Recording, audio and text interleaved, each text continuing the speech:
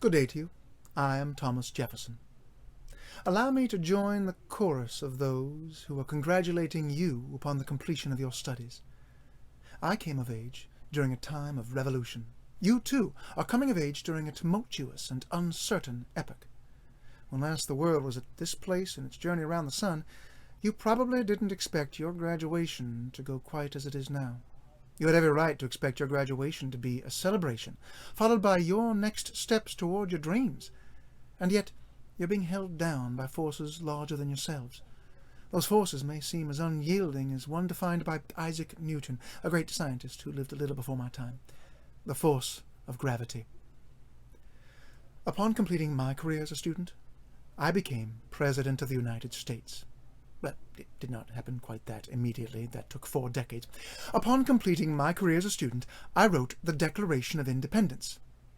Of course, that did not happen immediately either. That had to wait just over a decade. Don't be discouraged if your path to success does not progress as swiftly as you may wish it to. In order for the presidency and the Declaration, which would one day define so much of my legacy, to become possibilities, my generation first had to bring about a revolution. This is your time, a time to celebrate your achievement. And yet today you may feel doubt just when you expected to feel pure triumph. At the time I became president, I was feeling just like that. Even though I'd won, the election had been a bitter contest, and I was disheartened. It caused me to wonder whether my country had benefited from my having lived at all. So I made a list of what I considered to be my contributions to society until that time. The first item on my list was something I accomplished soon after I came of age. The Ravenna River, which flows past my home in Virginia, couldn't be used for navigation. I examined its obstructions, led a community fundraising effort, and got an act of assembly passed so it could be used for transporting goods downriver. The next item on my list was the Declaration of Independence. Don't let that overshadow the first item, though. I started my list with something I did to help my community when I was very young. Start your own list now. The obstacles you see in front of you aren't preventing you from starting. They're giving you a reason to begin. In an important way, writing the Declaration of Independence was similar to the clearing of the Ravenna River. In both cases, I helped lead the effort to clear the detritus of the past out of our way. You now have the ability to make the same choice that I did. Choose to be an agent and director of the change flowing around you.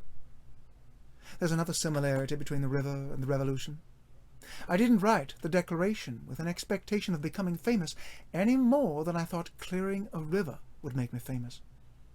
None of us knew in 1776 how important the Declaration would become. When I was put on the committee to write it, there were other things I wanted to be doing. At 33 years of age, I didn't realize that writing the Declaration of Independence was one of the most important things I would ever do. You may already find yourselves immersed in tasks, some born of duty and others of simple necessity, that can seem as though they are distractions from your goals. You may feel as though the precious moments are slipping through your fingers. I know that feeling well. Here's something else that I know. Rivers are cleared one stone at a time, and revolutions happen one moment at a time. When my generation spoke of revolution, we spoke in terms of the revolution of the solar system, a planet revolving around the sun as understood through the relatively new scientific discoveries of Isaac Newton.